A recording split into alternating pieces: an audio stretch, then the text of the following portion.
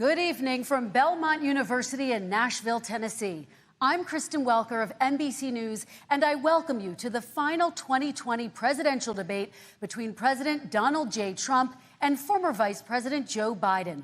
Tonight's debate is sponsored by the Commission on Presidential Debates. It is conducted under health and safety protocols designed by the Commission's health security advisor. The audience here in the hall has promised to remain silent. No cheers, boos, or other interruptions, except right now, as we welcome to the stage former Vice President Joe Biden and President Donald J. Trump.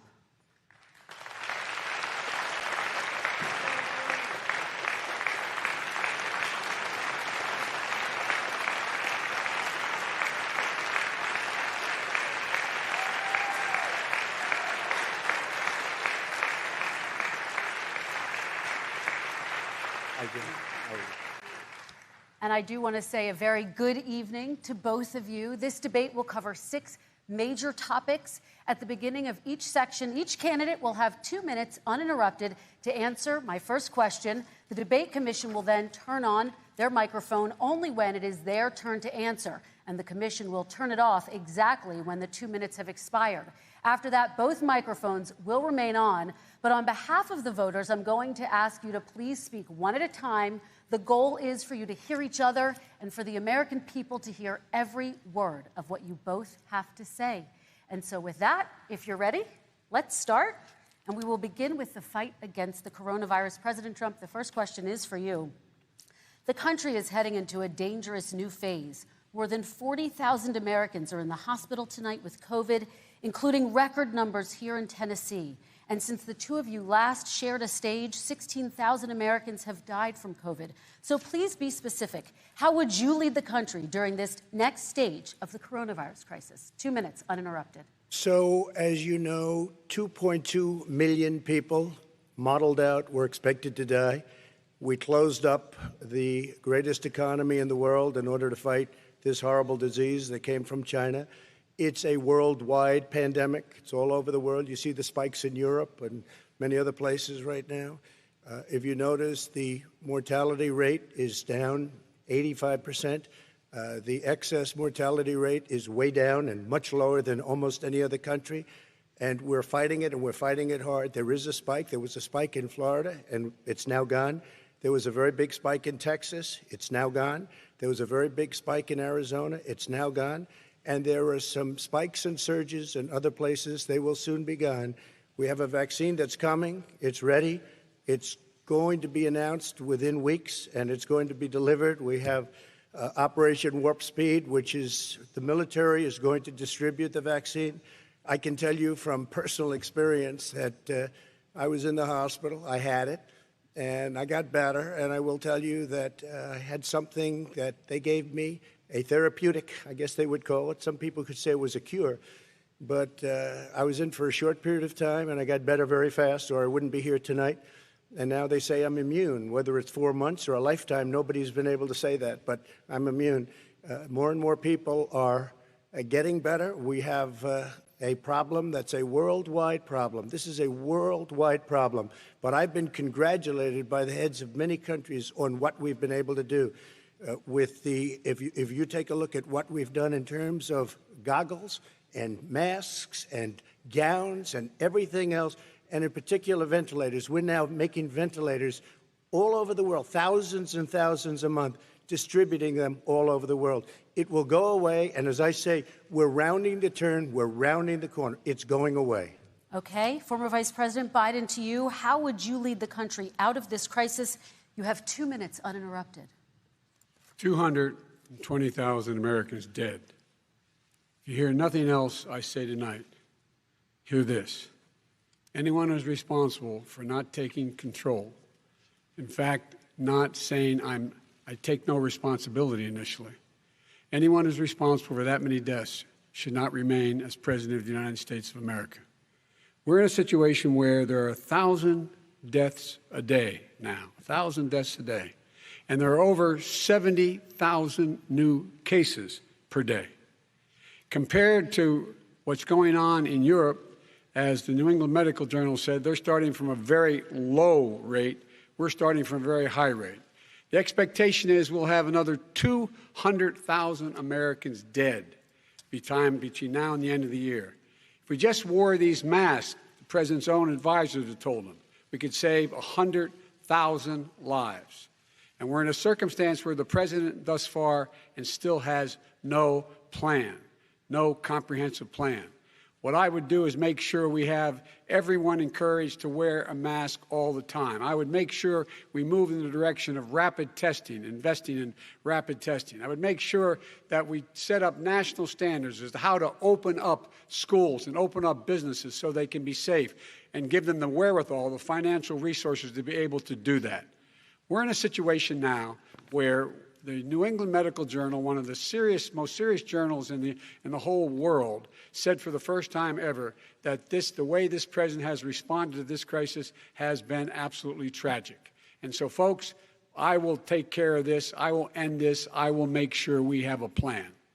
President Trump, I'd like to follow up with you in your comments. You talked about taking a therapeutic. I assume you're referencing Regeneron. You also said a vaccine will be coming within weeks. Yes. Is that a guarantee? No, it's not a guarantee, but it will be by the end of the year. But I think it has a good chance. There are two companies, I think, within a matter of weeks, and it will be distributed very quickly. Can you tell us which companies? Johnson & Johnson is doing very well. Moderna is doing very well. Pfizer is doing very well. And we have numerous others. Then we also have others that we're working on very closely with other countries, in particular Europe. Let me follow up with you, and because this is new information, you have said a vaccine is coming soon, within weeks now. Your own officials say it could take well into 2021 at the earliest for enough Americans to get vaccinated. And even then, they say the country will be wearing masks and distancing into 2022. Is your timeline realistic?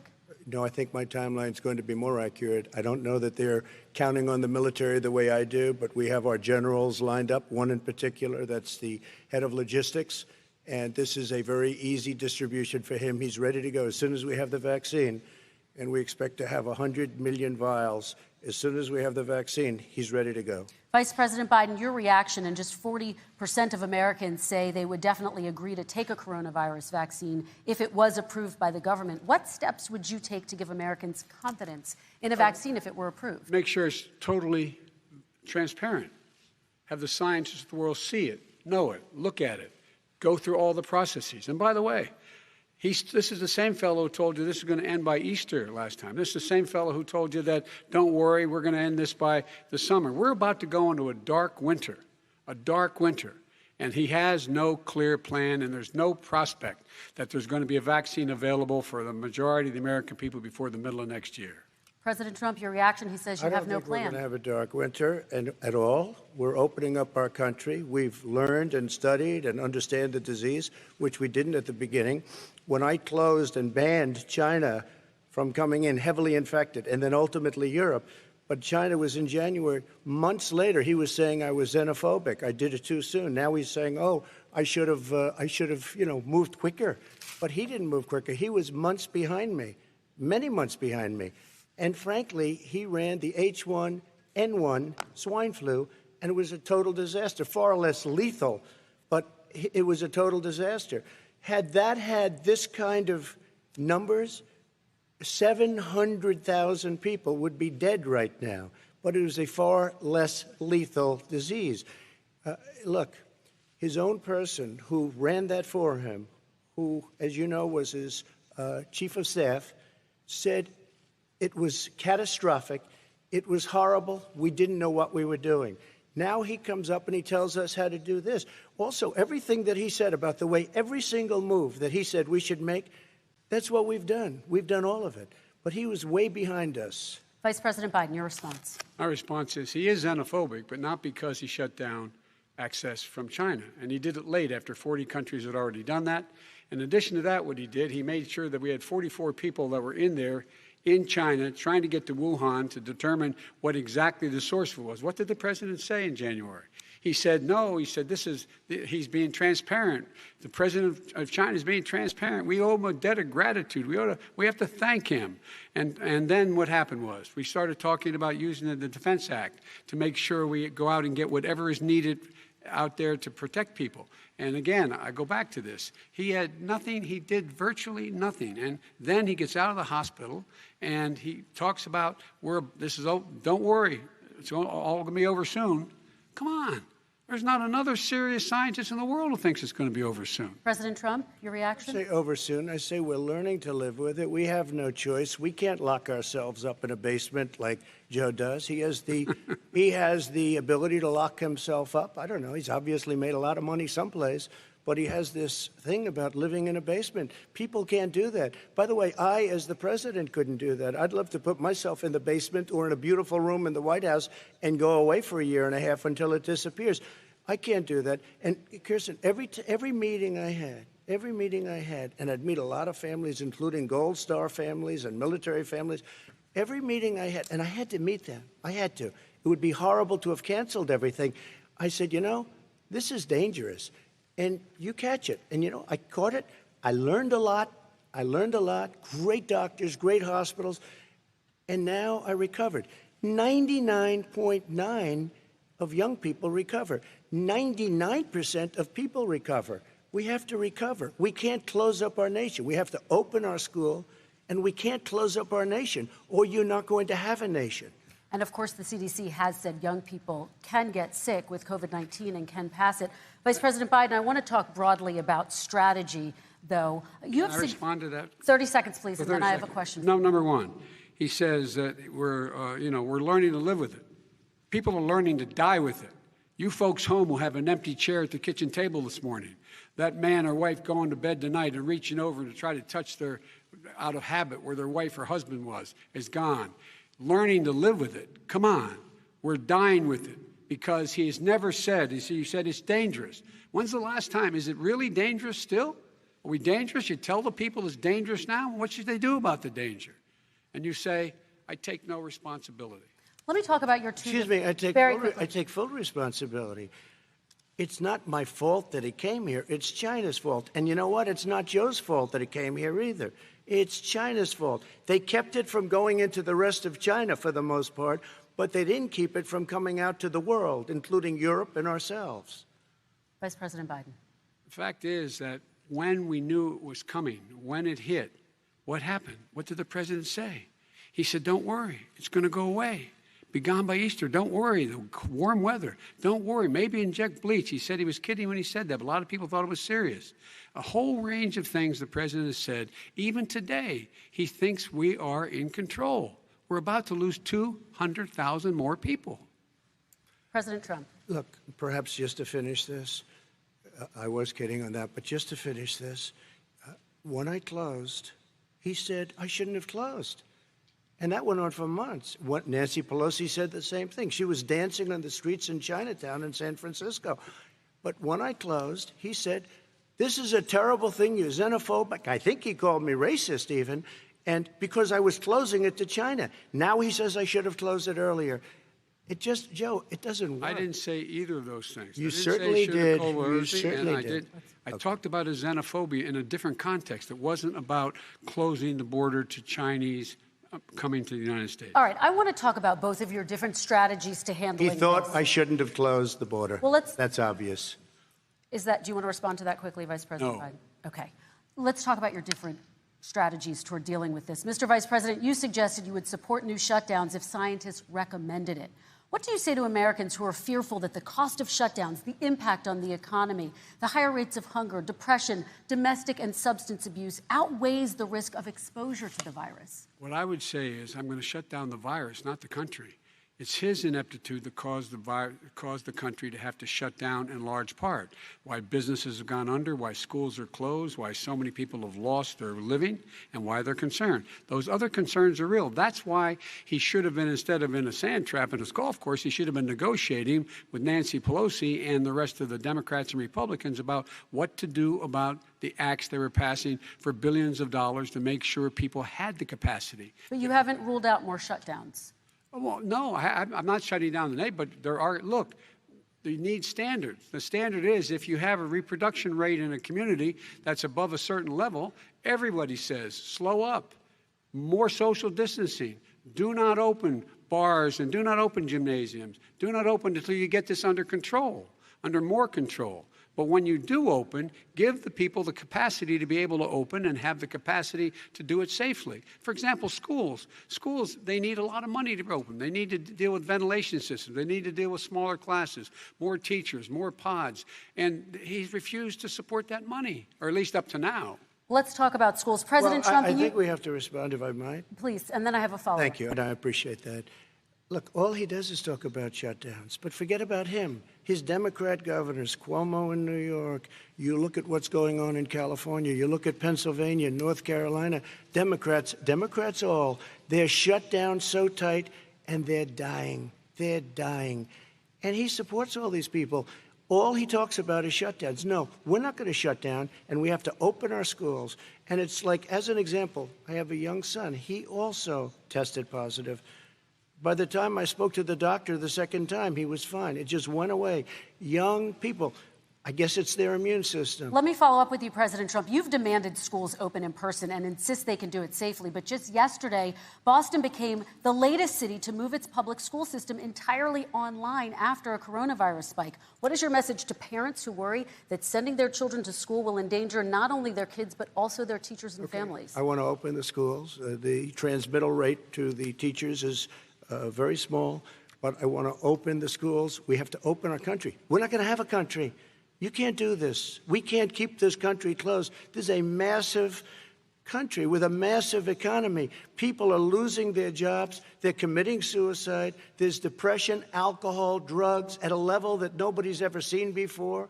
There's abuse, tremendous abuse. We have to open our country. You know, I've said it often. The cure cannot be worse than the problem itself. And that's what's happening. And he wants to close down. He'll close down the country if one person in our massive bureaucracy says we should close it down. Vice President Biden, your response. Simply not true. We ought to be able to walk and chew gum at the same time. We ought to be able to safely open, but would they need resources to open? You need to be able to, for example, if you're going to open a business, have social distancing within the business. You need to have, if you have a restaurant, you need to have plexiglass dividers so people cannot infect one another. You need to be in a position where you can take testing rapidly and know whether a person is, in fact, infected. You need to be able to trace. You need to be able to provide all the resources that are needed to do this. And that is not inconsistent with saying that we're going to make sure that we can open safely. And by the way, all you teachers out there, not that many of you are going to die, so don't worry about it. Come on. President Trump, let me follow up with you quickly. By the way, I will say this. If you go and look at what's happened to New York, it's a ghost town. It's a ghost town. And when you talk about plexiglass, these are restaurants that are dying. These are businesses with no money. Putting up plexiglass is unbelievably expensive, and it's not the answer. I mean, you're going to sit there in a cubicle wrapped around with plastic. These are businesses that are dying, Joe. You can't do that to people. You just can't. Take a look at New York and what's happened to my wonderful city for so many years. I loved it. It was vibrant. It's dying. Everyone's leaving New York. Take a look at what New York has done in terms of turning the curve down in terms of the number of people dying. And I don't look at this in terms of the way he does. Blue states and red states. They're all the United States. And look at the states that are having such a spike in the coronavirus. They're the red states. They're the states in the Midwest. They're the states in the upper Midwest. That's where the spike is occurring significantly. But they're all Americans. They're all Americans. And what we have to do is say, wear these masks, number one. Make sure we get the help that the businesses need that has money's already been passed to do that. It's been out there since the beginning of the summer, and nothing's happened. President, New York has lost more than 40,000 people, 11,000 people in nursing homes. President Trump, what about... When you say spike, take a look at what's happening in Pennsylvania, where they've had it closed. Take a look at what's happening with your friend in Michigan, where her husband's the only one allowed to do anything. It's been like a prison. Now it was just ruled unconstitutional. Take a look at North Carolina. They're having spikes, and they've been closed. And they're getting killed financially. We can't let that happen, Joe. You can't let that happen. We have to open up. And we understand the disease. We have to protect our seniors. We have to protect our elderly. We have to protect especially our seniors with heart problems and diabetes problems, and we will protect them. We have the best testing in the world by far. That's why we have so many cases. Let me follow up with you shows. before we move on to our next section. President Trump, this week you called Dr. Anthony Fauci, the nation's best-known infectious disease expert, quote, a disaster. You described him and other medical experts as, quote, idiots. If you're not listening to them, who are you listening to as you fight this? I'm listening to all of them, including Anthony. I get along very well with Anthony. But he did say, don't wear masks. He did say, as you know, this is not going to be a problem. I think he's a Democrat, but that's okay. He said, this is not going to be a problem. We are not going to have a problem at all. When Joe says that, I said, Anthony Fauci said, and others, and many others, and I'm not knocking him a lot. Nobody knew. Look, nobody knew what this thing was. Nobody knew where it was coming from, what it was. We've learned a lot. But Anthony said, don't wear masks. Now he wants to wear masks. Anthony also said, if you look back, exact words, here's his exact words. This is no problem. This is going to go away soon. So he's allowed to make mistakes. He happens to be a good person.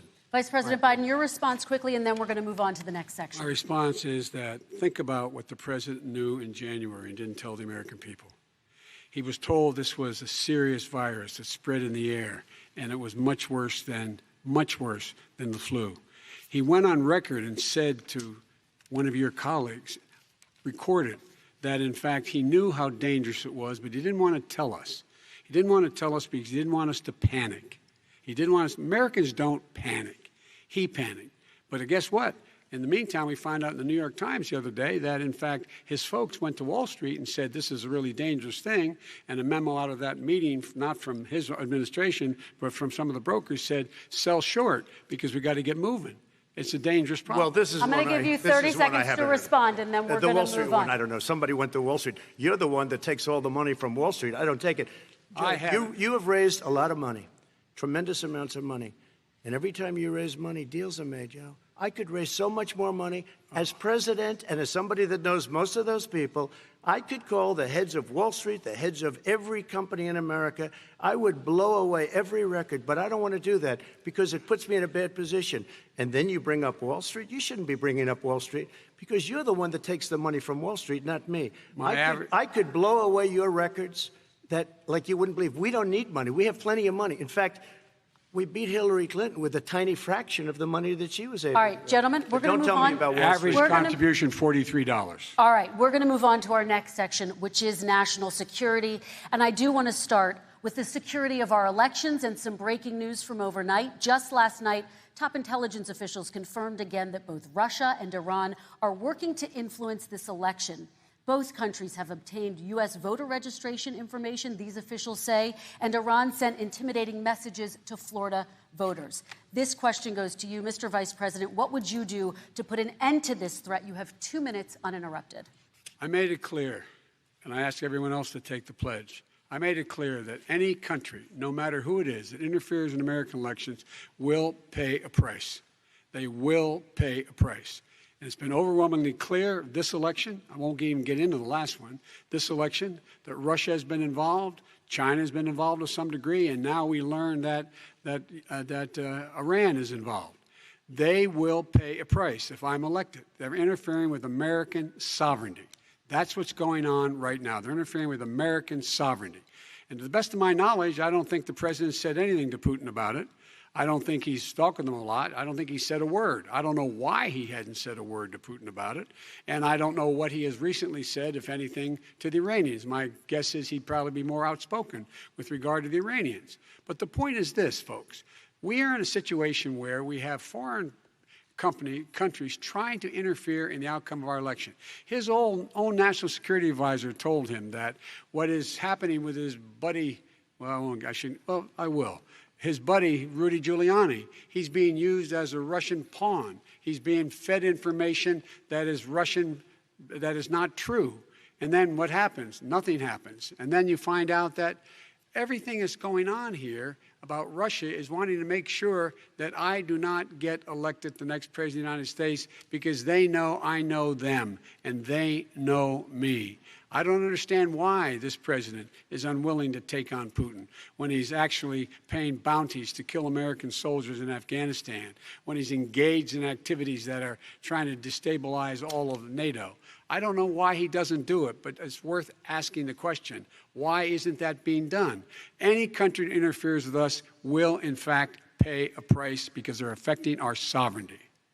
President Trump, same question to you. Let me ask the question. You're going to have 2 minutes to respond. For 2 elections in a row now, there has been substantial interference from foreign adversaries. What would you do in your next term to put an end to this? 2 minutes uninterrupted. Well, let me respond to the first part, as Joe answered. Joe got $3.5 million from Russia, and it came through Putin because he was very friendly with the former mayor of Moscow, and it was the mayor of Moscow's wife. And you got $3.5 million. Your family got $3.5 million. And you know, someday you're going to have to explain, why did you get 3.5? I never got any money from Russia. I don't get money from Russia. Now, about your thing last night, I knew all about that. And through John Ratcliffe, who is fantastic, DNI, he said, the one thing that's common to both of them, they both want you to lose, because there has been nobody tougher to Russia. Between the sanctions, nobody tougher than me on Russia. Between the sanctions, between all of what I've done with NATO, you know, I've got the NATO countries to put up an extra $130 billion, going to $420 billion a year. That's to guard against Russia. I sold, while he was selling pillows and sheets, I sold tank busters to Ukraine. There has been nobody tougher on Russia than Donald Trump. And I'll tell you, they were so bad. They took over the submarine port. You remember that very well. During your term, during you and Barack Obama, they took over a big part of what should have been Ukraine. You handed it to them, but you were getting a lot of money from Russia. They were paying you a lot of money, and they probably still are. But now, with what came out today, it's even worse. All of the emails, the horrible emails of the kind of money that you were raking in, you and your family. And, Joe, you were vice president when some of this was happening, and it should have never happened. And I think you owe an explanation to the American people. Why is it? Somebody just had a news conference a little while ago who was essentially supposed to work with you and your family, but what he said was damning. And regardless of me, I think you have to clean it up and talk to the American people. Maybe you can do it right now. Vice President Biden, you may respond in 30 seconds. And then I do want to follow up on the election security. I have not taken a penny from any foreign source ever in my life. We learned that this president paid 50 times the tax in China, has a secret bank account with China, does business in China, and in fact is talking about me taking money. I have not taken a single penny from any country whatsoever, ever. Number one. Number two, this is a president, I have released all of my tax returns, 22 years. Go look at them. 22 years of my tax return. You have not released a single solitary year of your tax return. What are you hiding? Why are you unwilling? The foreign countries are paying you a lot. Russia's paying you a lot. China's paying you a lot. And your hotels and all your businesses all around the country, all around the world. And China's building a new road to a new a golf course you have overseas. So what's going on here? Why don't release your tax return or stop talking about corruption? President Trump, your response. First of all, I called my accountants under audit. I'm going to release them as soon as we can. I want to do it, and it'll show how successful, how great this company is. But much more importantly than that, people were saying $750. I asked them a week ago, I said, what did I pay? They said, sir, you prepaid tens of millions of dollars. I prepaid my tax. Tens over the last number of years. Tens of millions of dollars I prepaid because at some point they think it's an estimate. They think I may have to pay tax. So I already prepaid it. Nobody told me that. Did your accountant Nobody tell you told when you you that. could release Excuse them? me. And it wasn't written whenever they write this. They keep talking about $750, which I think is a filing fee. But let me just tell you, I prepaid millions and millions of dollars in taxes. Number one. Number two, I don't make money from China. You do. I don't make money from Ukraine. You do. I don't make money from Russia. You made $3.5 million, Joe, and your son gave you. They even have a statement that we have to give 10% to the big man. You're the big man, I think. I don't know. Maybe you're not, but you're the big man, I think. Your son said we have to give 10% to the big man. Joe, what's that all about? It's terrible. All right, gentlemen, I want to ask you both some questions I have about to all of this. respond to But that. I'm going to let you both respond very quickly. You just said you spoke to your accountant Yes. about potentially releasing your taxes. Did he tell you when you can release them? Do you As have soon a as the audit is deadline for finished. when you're going to release them I to the get American treated people? worse than the Tea Party got treated. Because you I have a don't lot have of a time. people in there, deep down in the IRS, they treat me horribly. We made a deal, it was all settled until I decide to run for president. I get treated very badly by the IRS, very unfairly. But we had a deal all done. As soon as we're completed with the deal, I want to release it. But I have paid millions and millions of dollars, and it's worse than paying. I paid in advance. It's called prepaying your taxes. I paid in advance. I want to ask you both about questions regarding your potential foreign entanglements and questions that have been raised to give you both a chance Some to point talk about about this responding more to this. broadly. Respond very quickly, and then I'll get to my question. Why did he's been saying this for 4 years? Show us. Just show us. Stop playing around. You've been saying for 4 years Everybody you're going to knows release your taxes. Nobody knows it, Mr. President. What they do know is you're not paying your taxes, or you're paying taxes that are so low. When last time he said what he paid, he said, I only pay that little because I'm smart. I know how to game the system. Come on. Come on, folks. Very quickly, President Trump, and then I want to get to two questions to both of you on this. I was put through a phony witch hunt for 3 years. It started before I even got elected. They spied on my campaign. No president should ever have to go through what I went through. Let me just say this. Mueller and 18 angry Democrats and FBI agents all over the place spent $48 million. They went through everything I had, including my tax returns, and they found absolutely no collusion and nothing wrong. $48 million. I guarantee you, if I spent $1 million on you, Joe, I could find plenty wrong. Because All the right. kind of things that you've done and the kind of monies that your family has taken, I mean, your brother made money in Iraq, millions of dollars. Your other brother made a fortune, and it's all through you, Joe. And they say you get some of it, and you do live very well. You have houses all over the place. You live very well. All right, gentlemen, let me just ask some questions about all of this broadly. Vice President Biden, there have been questions about the work your son has done in China and for a Ukrainian energy company when you were vice president. In retrospect, was anything about those relationships inappropriate or unethical? Nothing was unethical. Here's what the deal. With regard to Ukraine, we had this whole question about whether or not, because he was on the board, I later learned of a Burisma, a company, that somehow I had done something wrong. Yet every single solitary person, when he was going through his impeachment, testifying under oath who worked for him, said, I did my job impeccably. I carried out U.S. policy. Not one single solitary thing was out of line. Not a single thing, number one. Number two, the guy who got in trouble in Ukraine was this guy trying to bribe the Ukrainian government to say something negative about me, which they would not do and did not do because it never, ever, ever happened. My son has not made money in terms of this thing about, what are you talking about, China. I have not had, the only guy made money from China is this guy. He's the only one. Nobody else has made money from China.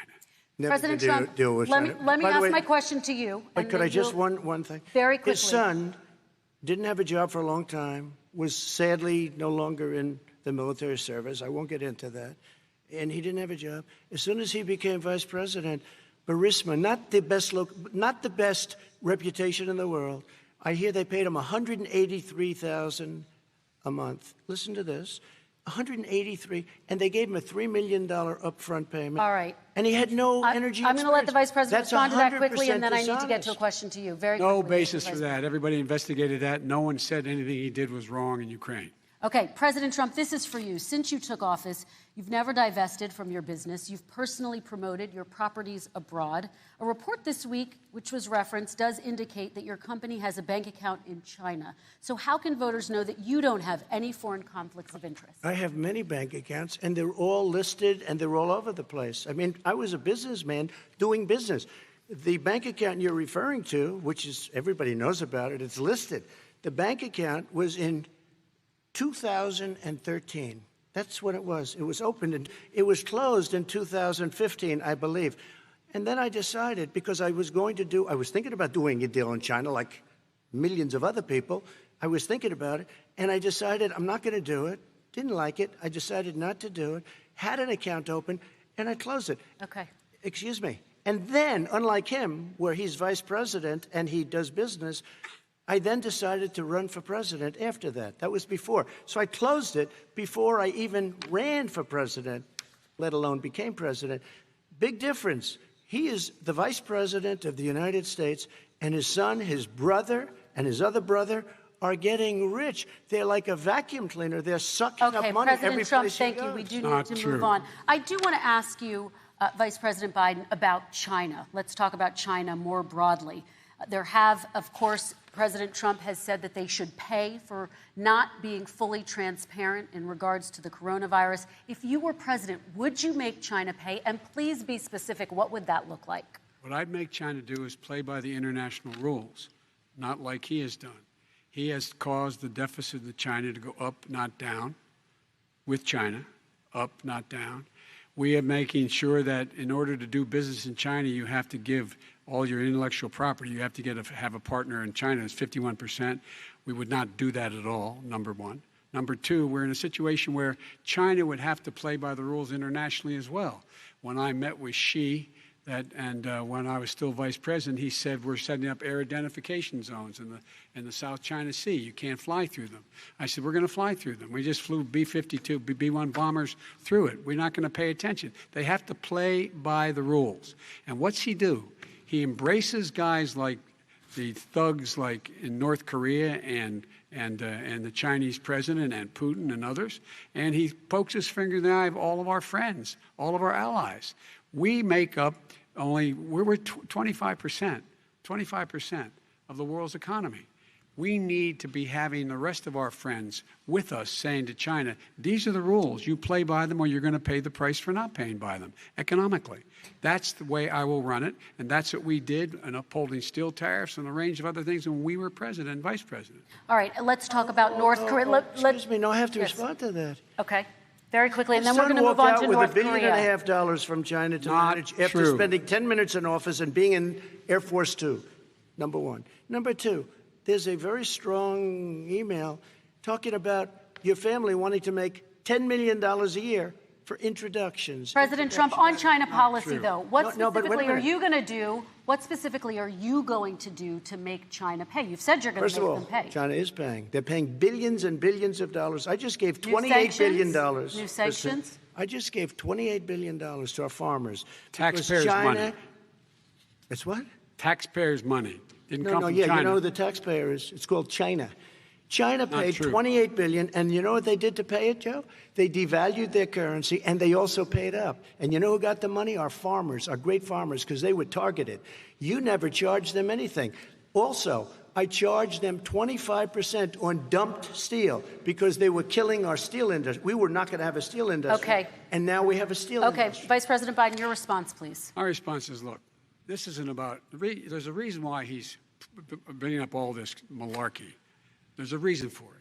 He doesn't want to talk about the substantive issues. It's not about his family and my family.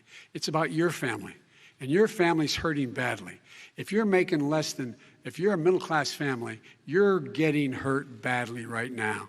You're sitting at the kitchen table this morning deciding, well, we can't get new tires, they're bald because we have to wait another month or so. Or are we going to be able to pay the mortgage? Or who's going to tell her she can't go back to community college? They're the decisions you're making in the middle-class families like I grew up in Scranton and Claymont. They're in trouble. We should be talking about your families, but that's the last thing he wants to talk about. I want That is a to talk typical about statement. North Korea. Excuse me, just I do for want 1 to turn second, to please. 10 seconds, Mr. President. That's 10 a seconds. typical political statement. Let's get off this China thing, and then he looks, the family, around the table, everything. Just a typical politician when I see that. Let's talk I'm about not North a typical Korea now. politician. Okay, That's why I President got elected. Let's Get off the subject of China. Let's talk sitting around the table. All right. Come on, Joe, you can do better. We're going to talk about North Korea now. President Trump, you've met with North Korean leader Kim Jong-un 3 times. You've talked about your beautiful letters with him. You've touted the fact that there hasn't been a war or a long-range missile test. And yet North Korea recently rolled out its biggest ever intercontinental ballistic missile and continues to develop its nuclear arsenal. Do you see that as a betrayal of the relationship you forged? Just 30 seconds here because we need to get on to the next. So when I met with Barack Obama, we sat in the White House. right at the beginning, had a great conversation. It was supposed to be 15 minutes, and it was well over an hour. He said the biggest problem we have with North Korea.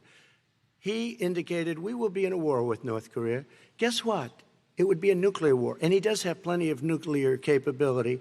In the meantime, I have a very good relationship with him. Different kind of a guy, but he probably thinks the same thing about me. We have a different kind of a relationship. We have a very good relationship, and there's no war. And, you know, about 2 months ago, he broke into a certain area. They said, oh, there's going to be trouble. I said, no, they're not, because he's not going to do that. And I was right. Look, instead of being in a war where millions of people, Seoul, you know, is 25 miles away, millions and millions, 32 million people in Seoul. Millions of people would be dead right now. President we Trump, don't have that's a war, 30 and seconds. I have a good Thank relationship. you. Vice President Biden, to you. North Korea conducted 4 nuclear tests under the Obama administration. Why do you think you would be able to rein in this persistent threat right Because now? I'd make it clear, which we were making clear to China, they had to be part of the deal. Because here's I made it clear, and as a spokesperson of the administration when I went to China, that they said, why are you moving your missile defense up so close? Why are you moving more forces here? Why are you continuing to do military maneuvers with South Korea? I said, because North Korea is a problem, and we're going to continue to do it so we can control them. We're going to make sure we can control them and make sure they cannot hurt us. And so if you want to do something about it, step up and help. If not, it's going to continue. What has he done? He's legitimized North Korea. He's talked about his good buddy, who's a thug, and he talks about how we're better off. And they have much more capable missiles, able to reach U.S. territory much more easily than ever did before. Let me follow up with you, Vice President Biden. You've said you wouldn't meet with Kim Jong-un without preconditions. Are there any conditions under which you would meet with him? On the condition that he would agree that he would be drawing down his nuclear capacity to get the Korean Peninsula should be nuclear-free zone. All right, let's move on to American families. Kristen, they tried Very to quickly, meet with 10 him. seconds, They President. tried to meet with him. He wouldn't do it. He didn't like Obama. He didn't like him. He wouldn't do it. Okay, I know got to for give him a fact, they chance to tried. respond to that He before we wouldn't move do on. it. You And know, that's okay. You know what? North Korea, we're not in a war. We have a good relationship. You know, people don't understand. Having a good President relationship Trump, with we have leaders to of move other on, 'cause countries we have is a lot a of good thing. We have a lot of questions to get Yes, to. not That's Your like response. saying we had a good relationship with Hitler before he, in fact, invaded Europe, the rest of Europe. Come on. The reason he would not meet with President Obama is because President Obama said, we're going to talk about denuclearization. We're not going to legitimize you, and we're going to continue to put stronger and stronger sanctions on you. That's why he wouldn't meet with us. All right, And let's it didn't move happen. on. Let's Excuse move on me. and talk He about left American me a families. mess, Kristen. President Trump, okay, we do They need to move on. left me a mess. North Korea was a mess. We and need in to fact, move if on you so that remember we the can get first to all 2 or of our 3 other months, questions tonight, there was a President very Trump. dangerous period in my first 3 months before we sort of worked things out a little bit. Okay. There was a they left us a mess. And Obama would be, I think, the first to say it was the single biggest problem he thought that our country had. Okay, let's move on to American families and the economy. One of the issues that's most important to them is health care, as you both know. Today, there was a key vote on a new Supreme Court Justice, Amy Coney Barrett, and health care is at the center of her confirmation fight. Over 20 million Americans get their health insurance through the Affordable Care Act. It's headed to the Supreme Court, and your administration, Mr. President, is advocating for the court to overturn it. If the Supreme Court does overturn that law, those 20 million Americans could lose their health insurance almost overnight. So what would you do if those people have their health insurance taken away? You have 2 minutes uninterrupted. Sure. First of all, I've already done something that nobody thought was possible. Through the legislature, I terminated the individual mandate. That is the worst part of Obamacare, as we call it. The individual mandate where you have to pay a fortune for the privilege of not having to pay for bad health insurance. I terminated. It's gone. Now it's in court because Obamacare is no good. But then I made a decision. Run it as well as you can to my people, great people. Run it as well as you can. I could have gone the other route and made everybody very unhappy. They ran it. Premiums are down. Everything's down. Here's the problem. No matter how well you run it, it's no good. What we'd like to do is terminate it. We have the individual mandate done. I don't know that it's going to work. If we don't win, we will have to run it, and we'll have Obamacare, but it'll be better run. But it no longer is Obamacare, because without the individual mandate, it's much different.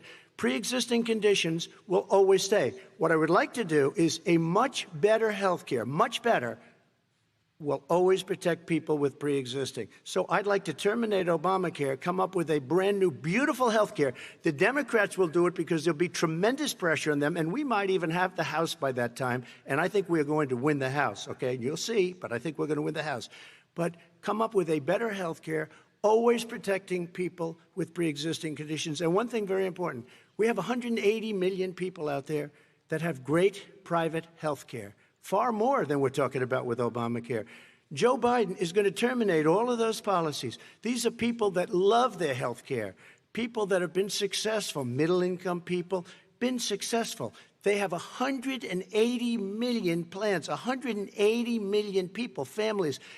Under what he wants to do, which will basically be socialized medicine, he won't even have a choice, they want to terminate 180 million plans. We have done an incredible job on health care, and we're going to do even better. Okay, Vice President Biden, yes, this is for you. Your health care plan calls for building on Obamacare. So my question is, what is your plan if the law is ruled unconstitutional by the Supreme Court? You have 2 minutes uninterrupted. What I'm going to do is pass Obamacare with a public option. It'll become Biden-care. The public option is an option that says that if you, in fact, do not have the wherewithal to be, if you qualify for Medicaid and you do not have the wherewithal in your state to get Medicaid, you automatically are enrolled, providing competition for insurance companies. That's what's going to happen. Secondly, we're going to make sure we reduce the premiums and reduce drug prices by making sure that there's competition that doesn't exist now by allowing the Medicare to negotiate drug prices with the insurance companies. Thirdly, the idea that I want to eliminate private insurance, the reason why I had such a fight with 20 candidates for the nomination was I support private insurance. That's why not one single person with private insurance would lose their insurance under my plan, nor did they under Obamacare. They did not lose their insurance unless they chose they wanted to go to something else. Lastly, we're going to make sure we're in a situation that we actually protect pre-existing. There's no way he can protect pre-existing conditions. None, zero. You can't do it in the ether. He's been talking about this for a long time. He's never come up with a plan. I guess we're going to get the pre-existing condition plan the same time we get the infrastructure plan that we've been waiting since 17, 18, 19, and 20. The fact, I still have a few more minutes. I know you're getting anxious. The fact is that he's already cost the American people, because of his terrible handling of the COVID virus and the economic spillover, 10 million people have lost their private insurance. And he wants to take away 22 million more people who have it under Obamacare, and over 110 million people with pre-existing conditions. And all the people from COVID are going to have pre-existing conditions. What are they going to do? I have a follow-up for you, Vice President Biden. It relates to something that President Trump said. He's accusing you of wanting socialized medicine. What do you say to people who have concerns that your health care plan, which includes a government insurance option, takes the country one step closer to a health care system run entirely by the government? What's your response to them? I say it's ridiculous. It's like saying that, the idea that the fact that there's a public option that people can choose, that makes it a socialist plan. Look, the difference between the president, I think health care is not a privilege, it's a right. Everyone should have the right to have affordable health care. And I am very proud of my plan. It's gotten endorsed by all the major labor unions, as well as a whole range of other people who, in fact, are concerned in the medical field. This is something that's going to save people's lives, and this is going to give some people an opportunity to have health care for their children. How many of you home are worried and rolling around in bed tonight wondering what in God's name you're going to do if you get sick because you've lost your home insurance, your health insurance your company's gone under? We have to provide health insurance for people at an affordable rate, and that's what I do. President Trump, excuse me, he was there response. For 47 years. He didn't do it. He was now there as vice president for 8 years, and it's not like it was 25 years ago. It was 3 3/4. It was just a little while ago, right? Less than 4 years ago. He didn't do anything. He didn't do it. He wants socialized medicine, and it's not that he wants it. His vice president, she is more liberal than Bernie Sanders and wants it even more. Bernie Sanders wants it. The Democrats want it. You're going to have socialized medicine, just like he went with fracking. We're not going to have fracking. We're going to stop fracking. We're going to stop fracking. Then he goes to Pennsylvania after he gets a nomination, where he got very lucky to get it. And he goes to Pennsylvania, And he says, oh, we're going to have fracking. And you never ask that question. And by the way, so far, I respect very much the way you're handling this, I have to say. By the way. But somebody should ask the question. You can ask he goes for a year. There will be no fracking. We do have a number of topics we're No, going to but get that's to. a big question. We're going to get to. It's the same thing with socialized I have to medicine. respond. Vice President, your response, please. My response is people deserve to have affordable health care, period. Period, period, period. And the Biden care proposal will, in fact, provide for that affordable health care, lower premiums. What we're going to do is going to cost some money. It's going to cost over $750 billion over 10 years to do it. And they're going to have lower premiums. You can buy into the better plans, the cheaper plans, lower your premiums, deal with unexpected billing, and have your drug prices drop significantly. He keeps talking about it. He hasn't done a thing for anybody on health care. Not a thing. Kristen, when Very he quickly, says, then I want to talk when about he what's says happening on public Capitol option, Hill. he's talking about socialized medicine and healthcare. When he talks about a public option, he's talking about destroying your Medicare, totally destroyed, and destroying your Social Security. And this whole country will come down. You know, Bernie Sanders tried it in his state. He tried it in his state. His governor was a very liberal governor. They wanted to make it work. Okay, let's let Vice President Biden respond. It doesn't Vice work. President He's Biden, a very your response. confused guy. He thinks he's running against somebody else. He's running against Joe Biden. I beat all those other people because I disagreed with them.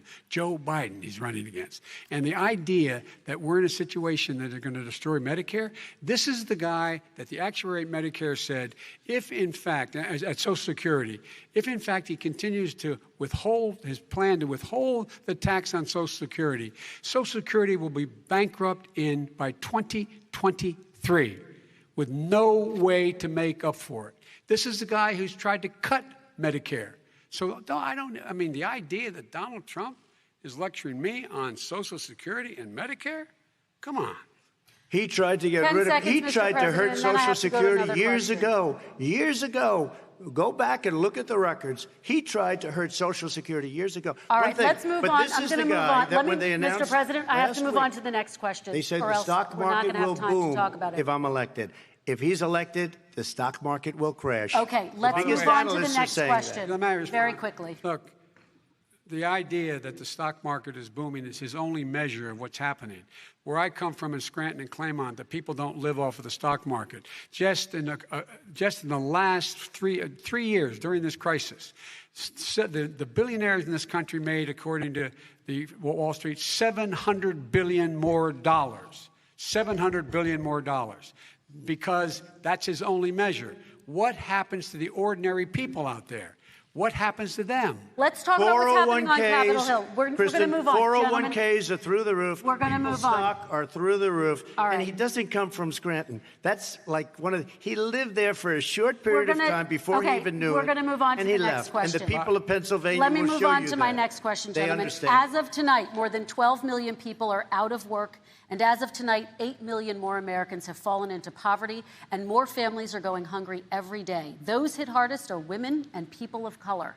They see Washington fighting over a relief bill. Mr. President, why haven't you been able to get them the help they need? 30 seconds here. Because Nancy Pelosi doesn't want to approve it. I do. But you're the president. I do, but I still have to get. Unfortunately, that's one of the reasons I think we're going to take over the House because of her. Nancy Pelosi doesn't want to approve anything because she'd love to have some victories on a date called November 3rd.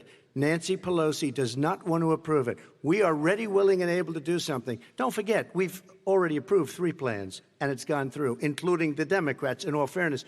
This one she doesn't want. It's near the election because she thinks it helps her politically. I think it hurts her politically. All right, Mr. Vice President. The Republican leader in the United States Senate said he can't pass it. He will not be able to pass it.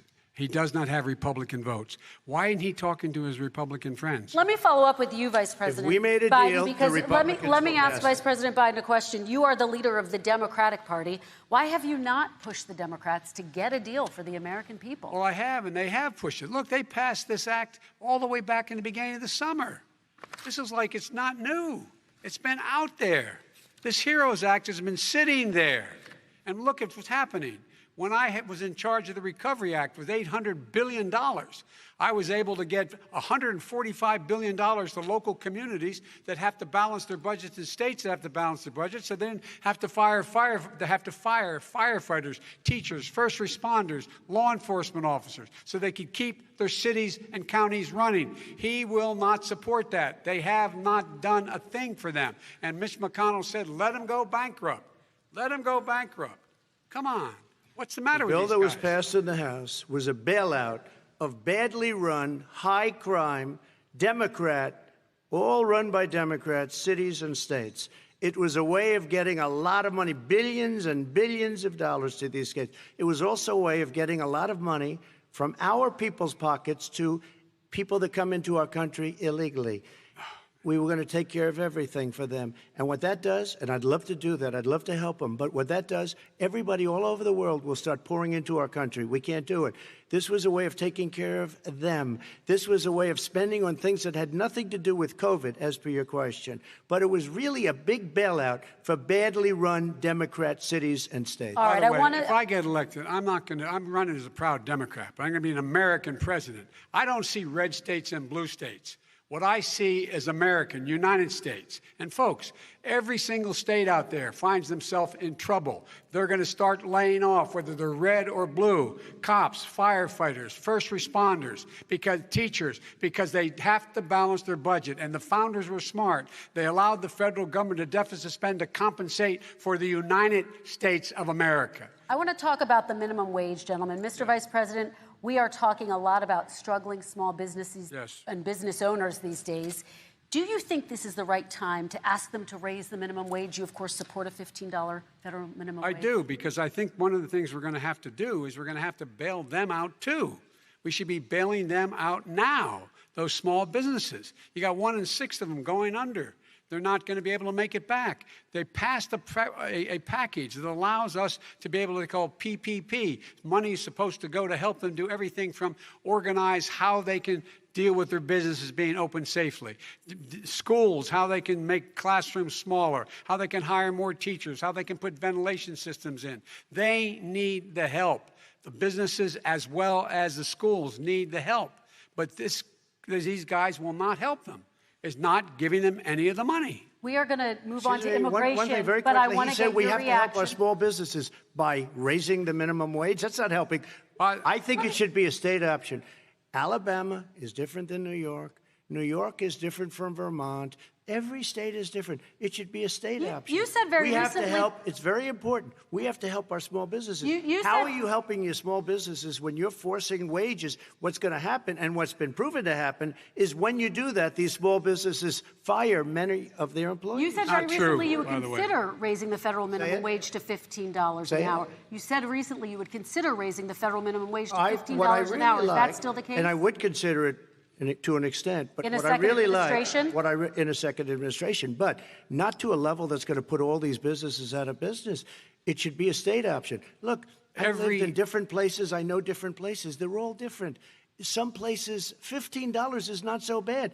In other places, other states, $15 would be Okay, President ruinous. Trump, thank you. Quick response, Vice President Bodden. 2 jobs, 1 job, be below poverty.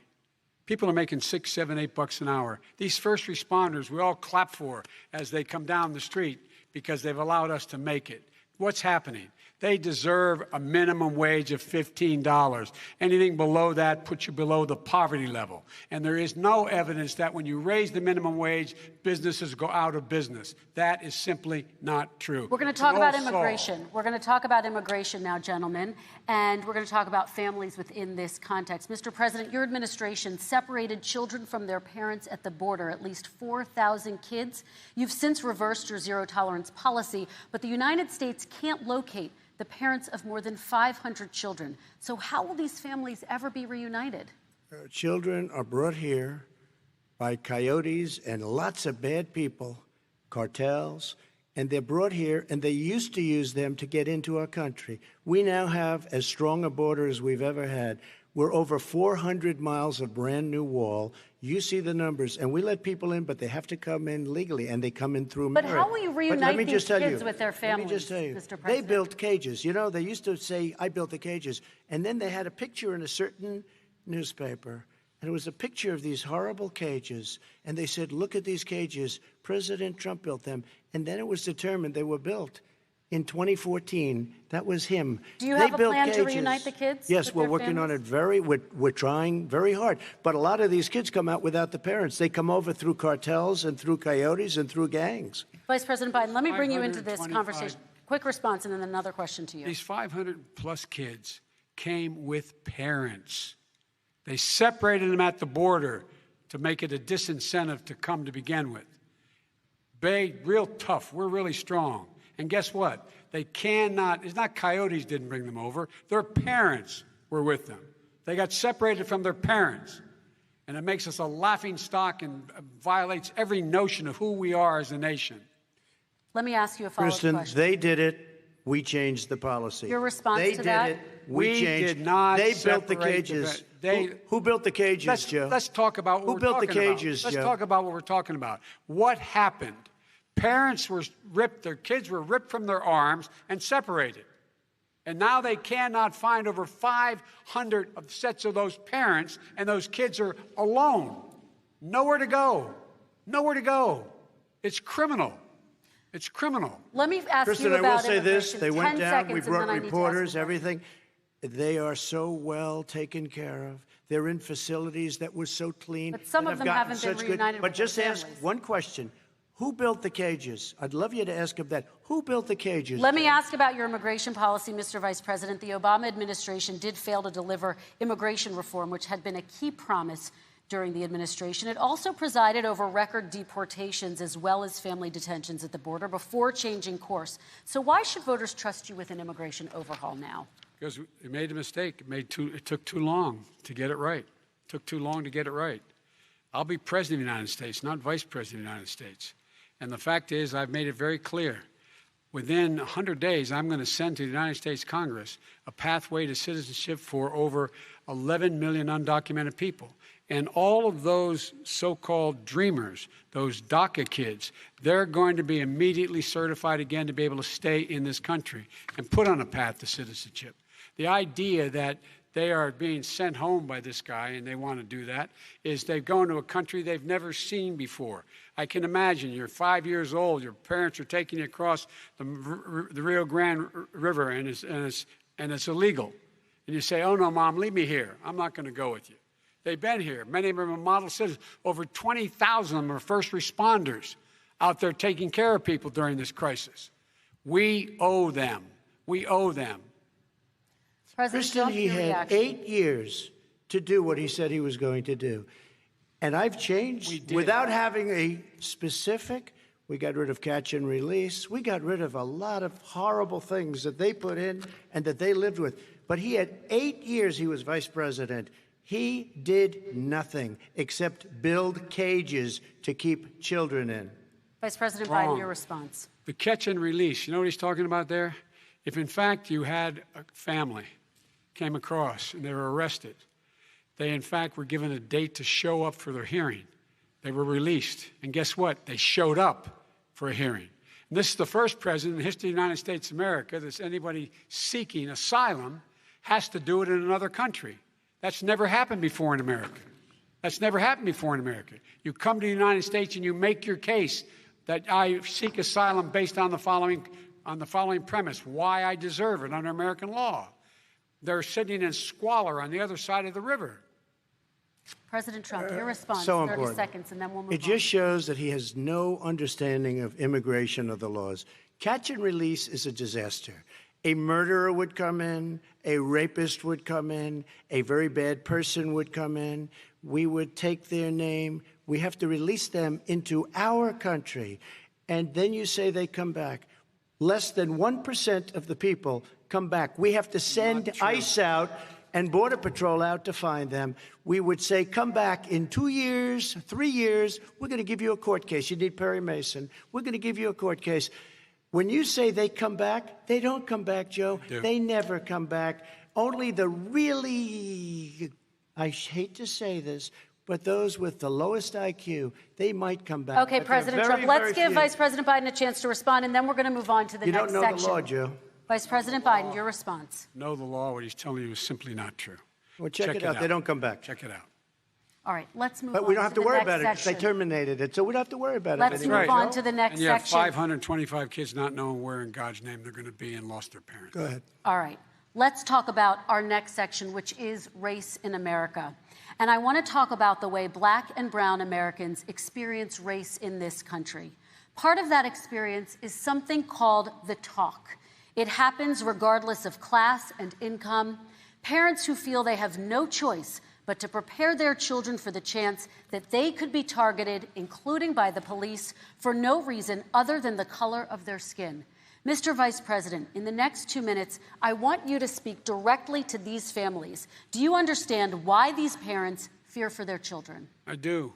I do. You know, my daughter is a social worker, and she's written a lot about this. She has a graduate degree from the University of Pennsylvania in social work. And you know, one of the reasons why I ended up working on the east side of Wilmington, Delaware, which is 90% African American, was to learn more about what was going on. I never had to tell my daughter, if she's pulled over, make sure she puts, for a traffic stop, put both hands on top of the wheel and don't reach for the glove box because someone may shoot you. But a black parent, no matter how wealthy or how poor they are, has to teach their child when you're walking down the street, don't have a hoodie on when you go across the street. Making sure that you, in fact, if you get pulled over, just yes, sir, no, sir, hands on top of the wheel, because you are, in fact, the victim, whether you're a person making child of a $300,000 a year person or someone who's on food stamps. The fact of the matter is there is institutional racism in America. And we have always said, we've never lived up to it, that we hold these truths to be self-evident. All men and women are created equal. But guess what? We have never, ever lived up to it, but we've always constantly been moving the needle further and further to inclusion, not exclusion. This is the first president to come along and says, that's the end of that. We're not going to do that anymore. We have to provide for economic opportunity, better education, better health care, better access to schooling, better access to opportunity to borrow money to start businesses. All the things we can do, and I've laid out a clear plan as to how to do those things, just to give people a shot. It's about accumulating the ability to have wealth as well as it is to be free from violence. President Trump, same question to you, and let me remind you of the question. I would like you to speak directly to these families. Do you understand why these parents fear for their children? Yes, I do. And again, he's been in government 47 years. He never did a thing except in 1994 when he did such harm to the black community. And they were called, and he called them super predators. And he said that. He said it, super predators. And they have never lived that down. 1994, your crime bill, the super predators. Nobody has done more for the black community than Donald Trump. And if you look, with the exception of Abraham Lincoln, possible exception, but the exception of Abraham Lincoln, nobody has done what I've done. Criminal justice reform, Obama and Joe didn't do it. I don't even think they tried because they had no chance at doing it. They might have wanted to do it, but if you had to see the arms I had to twist to get that done, it was not a pretty picture, and everybody knows it, including some very liberal people that cried in my office. They cried in the Oval Office. 2 weeks later, they're out saying, gee, we have to defeat him. Criminal justice reform, prison reform, opportunity zones with Tim Scott, a great senator from South Carolina. He came in with this incredible idea for opportunity zones. It's one of the most successful programs. People don't talk about it. Tremendous investment is being made. Biggest beneficiary, the black and Hispanic communities, and then historically black colleges and universities. After 3 years of coming to the office, I love some of those guys. They were great. They came into the office and they said, I said, what are you doing? After 3 years, I said, why do you keep coming back? Because we have no funding. I said, you don't have to come back every year. We have to come back because President Obama would never give them long-term funding, and I did. 10-year long-term funding, and I gave them more money than they asked for because they said, I think you need more. And I said, the only bad part about this is I may never see you again, because I got very friendly with them, and they like me and I like them. But I saved historically black colleges and universities. Okay, and we're going to talk about both of your records, but your response to that, Vice President? My response to that is I never, ever said what he accused me of saying. The fact of the matter is, in 2000, though, after the crime bill had been in the law for a while, this is a guy who said, the problem with the crime bill, there's not enough people in jail. There's not enough people in jail. And go on my website, get the quote, the date when he said it. Not enough people. He talked about marauding gangs, young gangs, and the people who are going to maraud our cities. This is a guy who in the Central Park five innocent black kids, he continued to push for making sure that they got the death penalty. None of them were guilty of the crimes they were suggested. Look, and talk about granted, he did in fact let 20 people, he commuted 20 people's sentences. We commuted over 1,000 people's sentences. Over 1,000. The very law he's talking about is a law that, in fact, initiated by Barack Obama. And secondly, we're in a situation here where the federal prison system was reduced by 38,000 people under our administration. And one of these things we should be doing, there should be no minimum mandatories in the law. That's why I'm offering $20 billion to states to change their state laws to eliminate minimum mandatories and set up drug courts. No one should be going to jail because they have a drug problem. They should be going to rehabilitation, not to jail. We should fundamentally change the system, and that's what I'm going to do. But why didn't he do it 4 years ago? Why didn't you do that 4 years ago, even less than that? Why didn't you do it? You were vice president. You keep talking about all these things you're going to do, and you're going to do this. But you were there just a short time ago, and you guys did nothing. We did. You know, Joe, I ran because of you. I ran because of Barack Obama, because you did a poor job. If I thought you did a good job, I would have never run. I would have never run. I ran because of you. I'm looking at you now. You're a politician. I ran because of you. All right, Vice President Biden, your response to that, and then I do have some questions for both of you. Well, I tell you what, I hope he does look at me, because what's happening here is, you know who I am, you know who he is, you know his character, you know my character, you know our reputations for honor and telling the truth. I am anxious to have this race. I am anxious to see this take place. The character of the country is on the ballot. Our character is on the ballot. Look at us closely. Let me ask some follow-up. Excuse me. Please respond, and then we're going to have follow-up If this stuff is true questions. about Russia, Ukraine, China, other countries, Iraq, if this is true, then he's a corrupt politician. All right. So don't give me the stuff about how you're this innocent baby. Joe, they're calling you a corrupt politician. Nobody's Take a look President at the Trump, I laptop want to from stay hell. on the issue Excuse of me, race. We're take a talking look at about the the issue. laptop from hell. President Trump, we're Nobody. talking about race right now, and I do want to stay on the issue of race. President Trump, And I you've have to just respond to that. Please, Because look, very there quickly. are 50 former national intelligence folks who said that what he's accusing me of is a Russian plant. They have said that this has all the five former heads of the CIA, both parties, say what he's saying is a bunch of garbage. Nobody believes it except his and his good friend Rudy Giuliani. You mean the laptop is now another Russia hoax? And You that's gotta be- exactly what. Is this that's where you're exactly going? what. This was is told. where he's going. The All right. laptop is Russia, Yes. Gentlemen, Russia. I want to stay on the issue of race. You okay? have to be kidding. Here we Mr. go President, again with Russia. We're going to continue on the issue of race. Mr. President, believe you've that one. described the Black Lives Matter movement as a symbol of hate.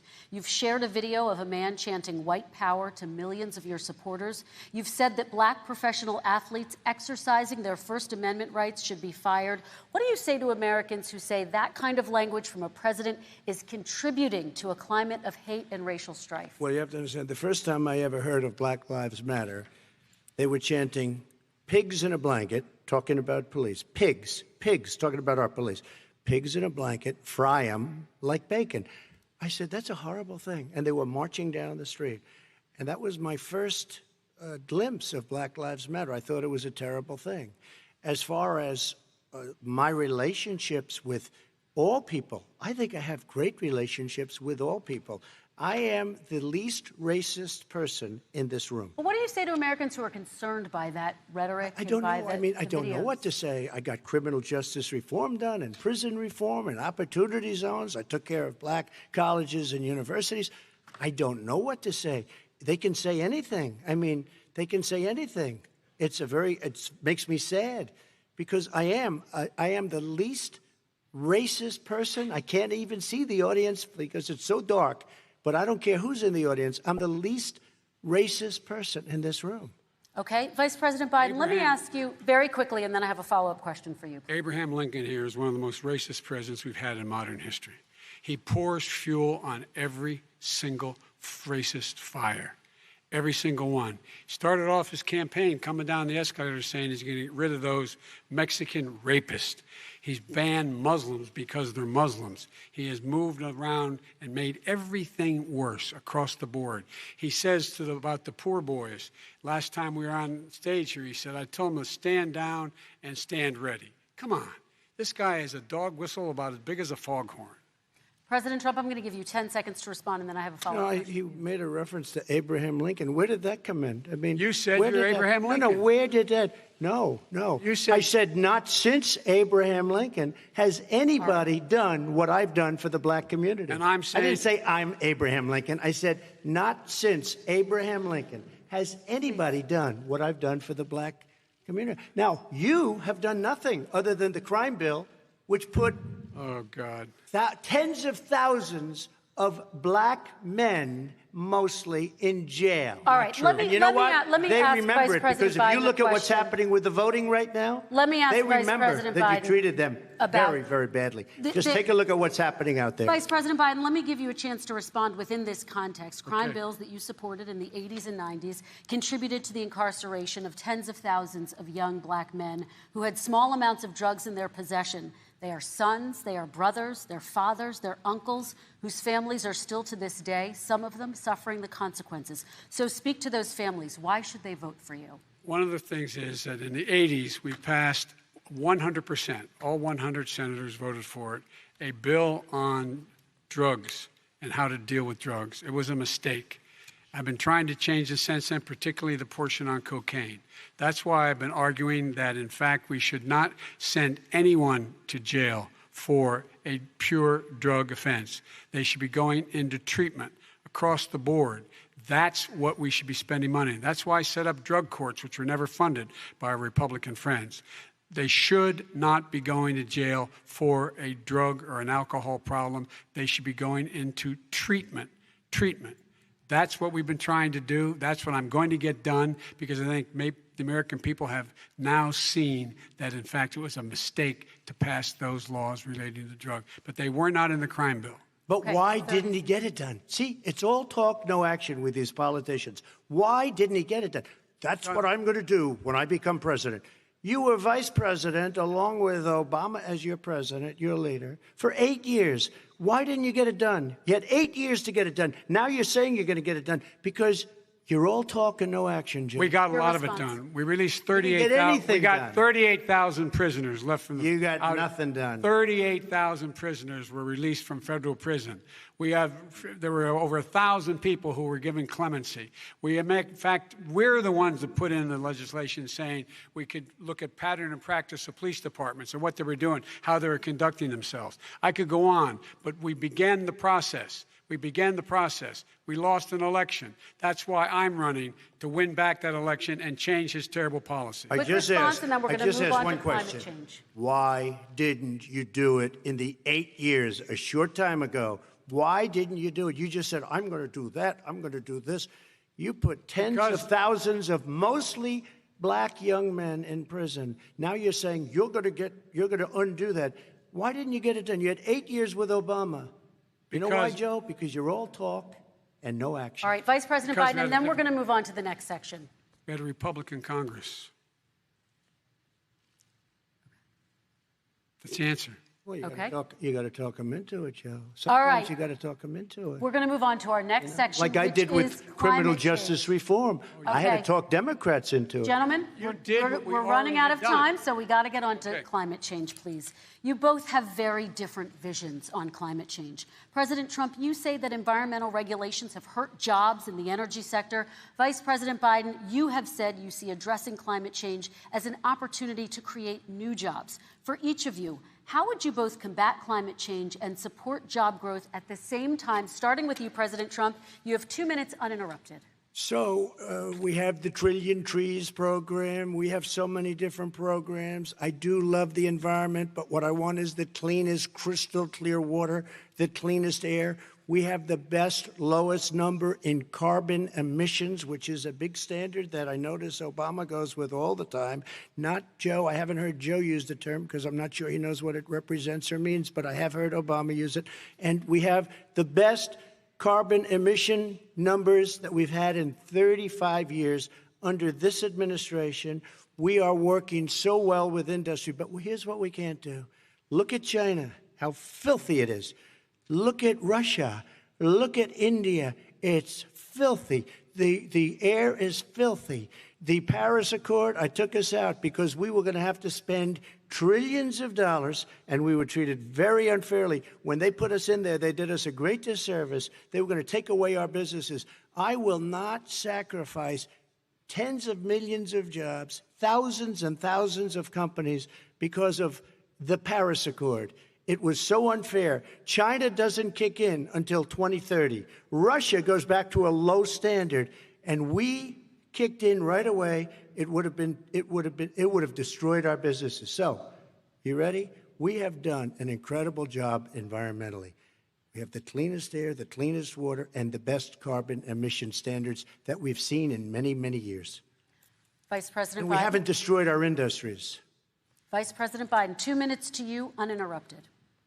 Climate change and climate warming, global warming, is an existential threat to humanity. We have a moral obligation to deal with it. And we're told by all the leading scientists in the world we don't have much time.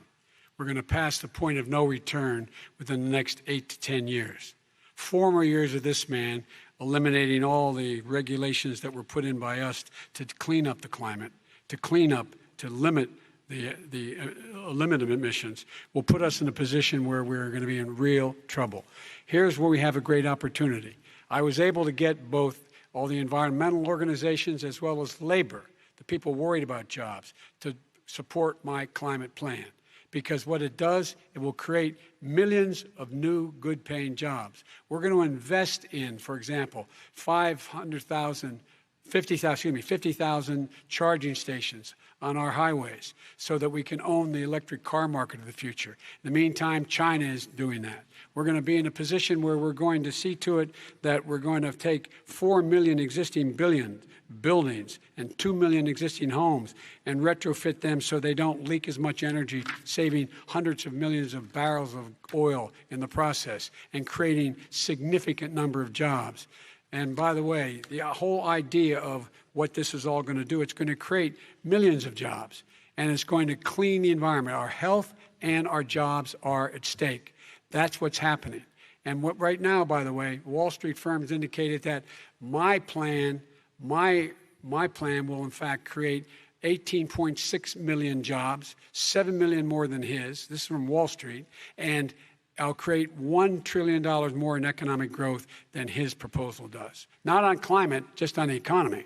President Trump, you're Today came out and said very strongly, $6,500 will be taken away from families under his plan, that his plan is an economic disaster. If you look at what he wants to do, if you look at his plan, his environmental plan, you know who developed it? AOC plus 3. They know nothing about the climate.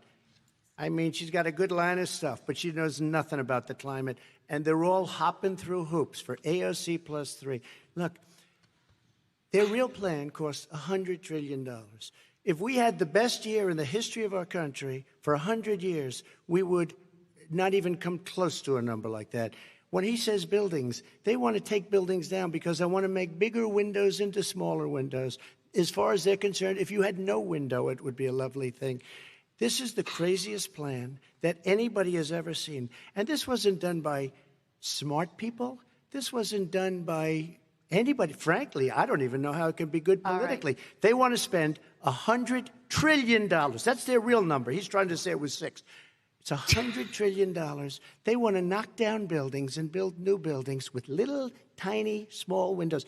I mean, and many other things. Okay. And many other things. Let me have the Vice President respond, and we're running out of time, and we have a lot more questions to get to. Country. So let's hear from the Vice President. I have a number more questions. I don't know where he comes from. I don't know where he comes up with these numbers. Queens. $100 trillion. Give me a break. This plan was endorsed by every major environmental group and every labor group.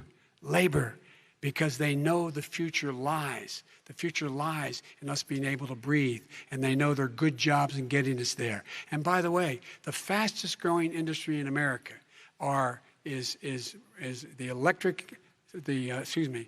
solar energy and wind. He thinks wind causes cancer, windmills. It's the fastest growing jobs, and they pay good prevailing wages, $45, $50 an hour. We can grow and we can be cleaner if we go the route I'm proposing. President Trump, Excuse me. please respond, and then I have some We are follow-ups. energy independent for the first time. We don't need all of these countries that we had to fight war over because we needed their energy. We are energy independent. I know more about wind than you do. It's extremely expensive, kills all the birds. It's very intermittent. It's got a lot of problems, and they happen to make the windmills in both Germany and China. And the fumes coming up, if you're a believer in carbon emission, the fumes coming up to make these massive windmills is more than anything that we're talking about with natural gas, which is very clean. One other thing. Find me a scientist who said that. I love solar, but solar doesn't quite have it yet. It's not powerful yet to really run our big, beautiful factories that we need to compete with the world. So False. It's all a pipe dream. But you know what we'll do? We're going to have the greatest economy in the world. But if you want to kill the economy, get rid of your oil industry. And what about fracking? All right, Now let me allow fracking. Vice President Biden to I respond. never said I oppose fracking. You said it on tape. I did. Show the tape. Put it on your website. I'll put it on. Put it on the website. The fact of the matter is Showed he's it last flat lying. Would you rule out banning fracking? I do rule out banning fracking because the answer, we need other industries to transition to get to ultimately a complete zero emissions by 2025. What I will do with fracking over time is make sure that we can capture the emissions from the fracking, capture the emissions from gas. We can do that, and we can do that by investing money in doing it. But it's a transition to that. I have one more question in this pod, and then we have. He was against fracking. He said it. I will show that to you tomorrow. I am against fracking. Until he got the nomination, went to Pennsylvania, then he said, but you know what, Pennsylvania? He'll be against it very soon because his party is totally against it. Fracking on federal land, I said. No fracking or oil on federal land. Let me ask this final question in this section, and then I want to move on to our final section. President Trump, people of color are much more likely to live near oil refineries and chemical plants. In Texas, there are families who worry the plants near them are making them sick. Your administration has rolled back regulations on these kinds of facilities. Why should these families give you another 4 years in office? The families that we're talking about are employed heavily, and they're making a lot of money, more money than they've ever made. If you look at the kind of numbers that we produce for Hispanic, for Black, for Asian, it's 9 times greater, the percentage gain, than it was in 3 years, than it was under 8 years of the 2 of them, to put it nicely. 9 times more. Now, somebody lives, I have not heard the numbers or the statistics that you're saying, but they're making a tremendous amount of money economically. We saved it. And I saved it again a number of months ago when oil was crashing because of the pandemic. Okay. We saved it. We got, say what you want about relationship, we got Saudi Arabia, Mexico, and Russia to cut back, way back. We saved our oil industry, and now it's very vibrant again. Right. And everybody has very inexpensive gasoline. Remember Vice President Biden, your response, and then we're going to have a final question for both of you. My response is that those people live on what they call fence lines. He doesn't understand this. They live near chemical plants that, in fact, pollute, chemical plants and oil plants and refineries that pollute. I used to live near that when I was growing up in Claymont, Delaware. And all the more oil refineries in Marcus Hook and the Delaware River than there is any place, including in Houston at the time.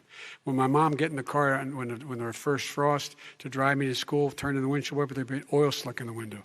That's why so many people in my state were dying and getting cancer. The fact is, those frontline communities, it doesn't matter what you're paying them, it matters how you keep them safe. What do? And you impose restrictions on the pollutants coming out of those fence line communities. Okay, I have one final Would he question. close It down falls- the oil industry? It falls. Would you close it down the falls- oil By the way, I industry? would transition from the oil industry, yes. Oh, I will that's transition. a big statement. It is a big statement. That's a big because statement. I would stop Why would you do that? because the oil industry pollutes significantly. I see. Here's the deal. But That's you a can't big do statement. that. Well, if you let me finish the statement, because it has to be replaced by renewable energy over time. And I'd stop giving to the oil industry, I'd stop giving them federal subsidies. He won't give federal subsidies to the gas, to solar and wind. Yeah. Why are we giving it to oil industry? We actually do All give right. it to solar and wind. We And have that's one maybe the final biggest question. statement in terms of business. That's the biggest statement. Okay. Because We have basically one what he's final saying question, is he is Mr. going to President. destroy the oil industry. Will you remember that, Texas? Will you Okay. remember that, Pennsylvania, Oklahoma? Vice President Biden, let me give you 10 seconds to respond, and then Ohio. I have to get to the final question. Vice President Biden. He takes everything out of context. But the point is, look, we have to move toward a net zero emissions. The first place to do that by the year 2035 is in energy production, by 2050 totally. All right. One Is he gonna final get question China to to both do of you. it? No, we're finished with Is this. he We going have to to get move on China to to our do it? final question. We have to I'm move going on to to our final rejoin Paris question. Accord and make China abide by what they agreed to. All That'll right, this cost you is $1 about trillion. leadership, gentlemen. And this first question does go to you, President Trump. Imagine this is your inauguration day. What will you say in your address to Americans who did not vote for you? You'll each have 1 minute, starting with you, Mr. We have to make our country totally successful as it was prior to the plague coming in from China. Now we're rebuilding it, and we're doing record numbers, 11.4 million jobs in a short period of time, et cetera. But I will tell you, go back. Before the plague came in, just before, I was getting calls from people that were not normally people that would call me. They wanted to get together. We had the best black unemployment numbers in the history of our country. Hispanic, women, Asian, people with diplomas, with no diplomas, MIT graduates, #1 in the class. Everybody had the best numbers. And you know what? The other side wanted to get together. They wanted to unify. Success is going to bring us together. We are on the road to success. But I'm cutting taxes, and he wants to raise everybody's taxes, and he wants to put new regulations on everything. He will kill it. If he gets in, you will have a depression, the likes of which you've never seen. Your 401ks will go to hell, and it'll be a very, very sad day for this country. All right. Vice President Biden, same question to you. What will you say during your inaugural address to Americans who did not vote for you? I will say, I'm an American president. I represent all of you, whether you voted for me or against me. And I'm going to make sure that you're represented. I'm going to give you hope. We're going to move. We're going to choose science over fiction. We're going to choose hope over fear. We're going to choose to move forward because we have enormous opportunities to make things better. We can grow this economy. We can deal with the systemic racism. And at the same time, we can make sure that our economy is being run and moved and motivated by clean energy, creating millions of new jobs. And that's the fact. That's what we're going to do. And I'm going to say, as I said at the beginning, what is on the ballot here is the character of this country: decency, honor, respect, treating people with dignity, making sure that everyone has an even chance. And I'm going to make sure you get that. You haven't been getting it the last 4 years. All right. I want to thank you both for a very robust hour and a half, a fantastic debate. Really appreciate it. President Trump, former Vice President Joe Biden, thank you to Belmont University for hosting us tonight. And most importantly, thank you to those watching tonight. Election Day is November 3rd. Don't forget to vote. Thank you, everyone, and have a great night. Thank you.